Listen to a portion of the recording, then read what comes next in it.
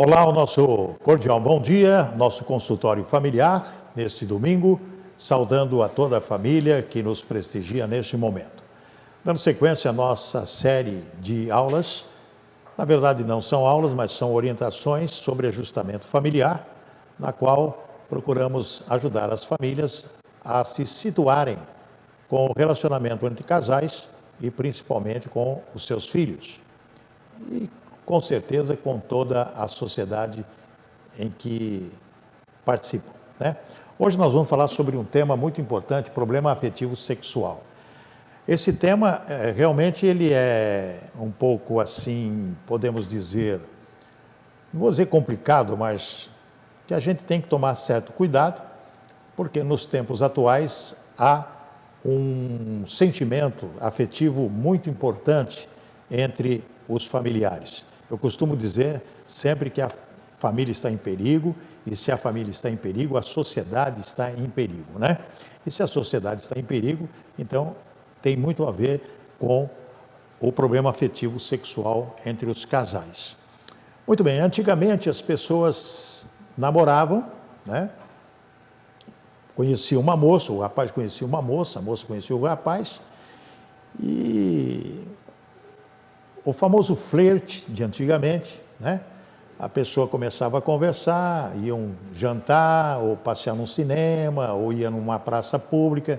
Antigamente tinha o banco da praça, onde os namorados iam conversar, iam se conhecendo, né? E tinha o namoro. Namoro. Menino conhecer, o rapaz conhecer a moça conhecer o rapaz, e ali trocarem as suas experiências em relação à família, né? Depois de um certo tempo de namoro, conhecer nesse namoro a família da noiva ou da namorada e a família do namorado. Muito bem, depois que havia um bom relacionamento afetivo entre as duas pessoas, entre o rapaz e a moça, vinha um noivado, né? A troca das alianças, etc, etc, etc. O noivado, se fazia festa, convidava os parentes, muito bem. Depois do noivado, com certeza, marcava-se a data do casamento. Isso antigamente. Hoje não existe aparentemente isso. Existe sim, mas não como antigamente. Hoje algumas pessoas conservadoras, algumas famílias conservadoras ainda têm esse período de namoro, de noivado e de casamento. Hoje acontece algo sugênere, não, eu não vou dizer sugênere, é algo que realmente acontece, que existe o namoro, né? E logo depois do namoro já tem praticamente um noivado e depois um casamento. E às vezes nem casamento, é um momento em que as pessoas decidem morarem juntas, né? Olha, não vamos casar não, vamos ficar juntos e depois se não der certo a gente separa, vamos ficar mais ou menos assim. Ou então aquela frase que ficou muito conhecida de alguns anos para trás, lá para o ano 2000 mais ou menos, de que amizade colorida, né? A pessoa não tinha compromisso, tinha só um compromisso afetivo, mas não tinha um compromisso de responsabilidade como casal, né? Às vezes a moça ia morar na casa do rapaz, ou vice-versa, né? E às vezes cada um na sua casa, mas tinham um relacionamento e viviam como casal, mas não estabelecido no papel, que seria um compromisso amigável, colorido, conforme as pessoas diziam, né? Mas tem problema, isso aí traz problema muito sério. E um dos problemas sérios, nós temos que entender algo muito importante, que seria a definição primeiro de sexo. Definição de sexo. Muito bem, quando a pessoa fala em sexo, a pessoa fala, puxa vida, sexo, né? Já imagina um casal num relacionamento sexual, não é? Bom, literalmente, sexo significa diferença, distinguir. Interessante, né? Diferença, distinguir. O termo vem de um latim chamado sexus, forma nominal do verbo secare, que significa distinguir, separar, cortar, seccionar. Não é interessante isso? Então, o termo vem do latim sexo, forma nominal do verbo secare, que significa distinguir, separar, cortar e seccionar. Então, o termo sexo refere-se mais à sexualidade ou seja, o aspecto psicológico do sexo. Como nós podemos ter essa definição de sexo? São todas as diferentes formas que nós vamos falar hoje, entre macho e fêmea. Existem quatro principais diferenças. Nós temos que entender isso, porque nas próximas palestras nós vamos falar identificando ponto a ponto, tanto a parte masculina com a parte feminina e também as diversidades que está acontecendo no passar dos tempos. Nós vamos falar sobre isso também brevemente. Muito bem, quais são as diferenças? Primeiro, morfológicas. A diferença morfológica são as diferenças anatômicas. Exemplo, forma do corpo, ossos, mãos, pés, crânio, esqueleto, pelvis, etc. Muito bem, nós estamos falando de pessoas, não é verdade? Então, as diferenças são anatômicas. Essa forma do corpo, dos ossos, mãos, pés, crânio, esqueleto, pelvis, etc. Né? Depende de cada pessoa.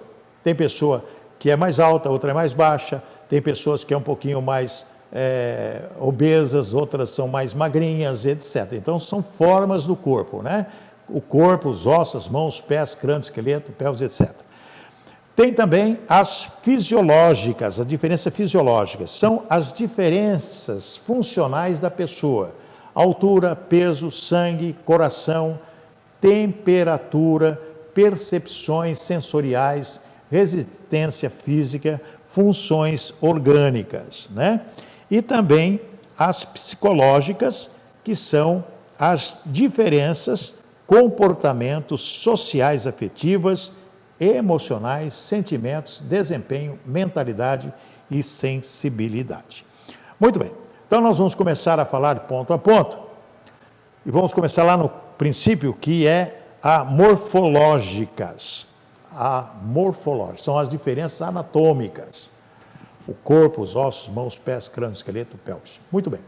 Como que nós podemos entender isso quando você conhece uma pessoa? Quando o rapaz conhece uma pessoa, uma moça no caso, o que ele vai observar? Uma diferença de corpo dele, lógico, não é verdade? Porque ela é mulher e ele é homem. O corpo, os ossos. O corpo da mulher bem diferente do corpo do homem, não é verdade? Quando você olha, já identifica que é uma mulher. Às vezes acontecem algumas coisas interessantes que nós vamos falar lá na frente, que são as diversidades. As pessoas que tomam hormônios femininos, um homem toma hormônio feminino e, com o passar do tempo, passa a ter formas femininas, contrária à sua natureza. Ou vice-versa, isso pode acontecer. Então, são morfológicas, ou seja, são formas diferenciadas de comportamentos e que cada pessoa tem que ter na sua mente o que ela quer da vida, não é verdade? Os ossos, compreensão física, né? Mãos, pés, o crânio, cabeça, né? O esqueleto e etc. Muito bem, o outro assunto que é outra forma que nós devemos destacar são as fisiológicas. São as diferentes funcionais das pessoas, ou seja, sobre a altura, sobre o peso, sobre o sangue, sobre o coração, temperatura, percepções sensoriais, resistência física, funções orgânicas. Muito bem, o homem ou a mulher, ela tem essas diferenças em termos de altura, de peso, de fluxo sanguíneo. Mulher tem uma diferença muito grande do homem, né? Tem a sua menstruação, as suas regras, o que o homem não tem. O coração, a temperatura. Cada pessoa tem um nível de temperatura. Isso pode ser explicado através do dia a dia da pessoa. Percepções sensoriais. Dizem que a mulher tem mais percepção sensorial do que o homem, né? Que a mulher tem o famoso sexto sentido. Na verdade, a mulher, ela enxerga os detalhes, o homem já enxerga o macro, né? O homem já vê geral as coisas, ele observa coisas gerais, mas a mulher é mais detalhista, né? Então, essas diferenças que nós temos que entender a respeito de cada pessoa, né? A percepção sensorial é muito importante, porque a mulher, ela tem, assim, uma visão muito detalhista das coisas, né? o pessoal fala, não, eu já falei do sexto sentido, né, que ela consegue perceber alguma coisa mais que o homem, né? E a mulher, ela tem essa condição, né, de ter alguma coisa mais que o homem, né? Não sei se é mais neurônios o que é, mas que ela tem, né? Resistência física, é lógico que o homem tem muito mais resistência física do que a mulher, embora tem muitas mulheres que podem até enfrentar um homem de acordo com a sua condição física. E também as funções orgânicas, etc., que nós já falamos aqui. Agora, a situação mais interessante que nós vamos destacar são as biológicas. São as diferenças hormonais, ou seja, voz, pelo, pele, gestos, atitudes, andar e postura, etc. Muito bem, o homem tem voz, a tonalidade grave, aguda, tem aguda também. Tem homem que tem voz aguda, tem outros que têm voz grave, outras mediana. A mulher, tem mulher também que tem variação de vozes. Tem voz que é de uma tonalidade mais suave, tem outra mais agressiva, etc. Então, cada pessoa tem o seu jeito de ser e a sua voz dada por Deus, né? Através das suas cordas vocais. Pelo, né? O homem realmente é peludo, não é verdade? Nascem muitos pelos, alguns, né? Nem todos, alguns não têm pelo algum, né? Na verdade, mas bem diferente das mulheres, como as mulheres também têm os seus pelos, né? Em pontos estratégicos, mais o cabelo, etc., mas não tem o que o homem tem, a barba, alguma coisa nesse sentido, a não ser que a pessoa tome algum medicamento, algum hormônio para modificar o seu jeito de ser, a sua, não vou dizer personalidade nem caráter, mas o seu jeito de ser, né? A pele, na verdade, o homem tem uma pele mais rígida do que a mulher, que tem uma pele mais suave, mais delicada. A mulher tem uma pele mais sensível do que o homem, né? O homem já tem uma pele mais grossa, mais diferente, bem diferente, né? Gestos do homem diferente do que a mulher, né? O gesto do masculino é bem diferente do feminino, a não ser que a pessoa, como já disse, tome algum hormônio para mudar a sua condição física e também os seus gestos.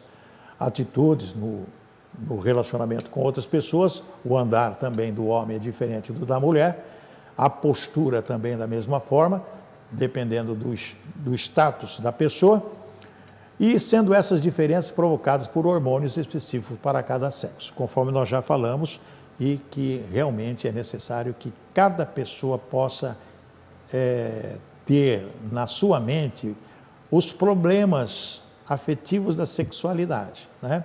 Vou falar isso daqui a pouquinho. Vou falar agora sobre psicológicas, que podem afetar as pessoas de uma forma mais incisiva, né? Psicológicas são as diferenças comportamentais. Isso acontece nos ambientes sociais, nos ambientes de afetividade, nas emoções, no sentimento, no desempenho, na mentalidade e na sensibilidade. Muito bem, qualquer transformação que a pessoa possa ter através de hormônios, se a pessoa ela sente necessidade de, através de um procedimento diversificado, e pode tomar hormônio, o homem pode tomar hormônio feminino e ele terá comportamentos similares, ou vice-versa, a mulher, a moça, pode tomar hormônios masculinos e poderá ter também esses efeitos que podemos chamar até de efeitos colaterais em termos afetivos, né? Pode haver conflito psicológico, emocionais, com certeza pode haver conflito de identidade, o que as pessoas acabam complicando muitas vezes, né? Porque aí envolve sentimentos familiares, de relacionamento homoafetivos até pode acontecer isso, desempenho da pessoa, dependendo daquilo que ela sente, daquilo que ela precisa, daquilo que ela necessita. Mentalidade pode ficar perturbada numa situação de querer saber o que está acontecendo comigo, por que isso está acontecendo comigo, né? E muita sensibilidade, porque às vezes os medicamentos que as pessoas tomam para alterar os seus procedimentos hormonais, ou masculino ou feminino, pode deixar a pessoa muito sensível a problemas outros que nós vamos falar nas palestras seguintes, né? Problemas não só emocionais, como problemas de saúde e também de uma transformação que possa ter efeitos colaterais de saúde danosos à intelectualidade, à mente, o corpo e os órgãos vitais da pessoa. Então, isso é muito sério, um problema que as pessoas têm que analisar. E dentro da família, essas situações podem acontecer. Dentro da família, essas situações podem acontecer entre marido, mulher e os filhos. Então, os pais têm que estar preocupados em orientar os seus filhos como eles devem se portar no dia a dia das suas vidas. Não é? O filho é rapaz, existe a moça, quando existe a afetividade, em sair de casa para buscar outros prazeres, que são os prazeres do mundo, ou seja, os prazeres que o mundo oferece, as festas, as baladas, as brincadeiras e às vezes até as situações de reuniões familiares, ou com pessoas amigas, né? Porque cada pessoa tem o seu rol de amizades, a moça tem, o homem tem, e também no sentimento que nós podemos entender de trabalho, que qualquer procedimento errado dentro da família ou entre os filhos, o menino, a menina e os próprios pais, pode trazer conflito familiar e trazer dissensão dentro da família. Nós vamos falar brevemente sobre isso, né?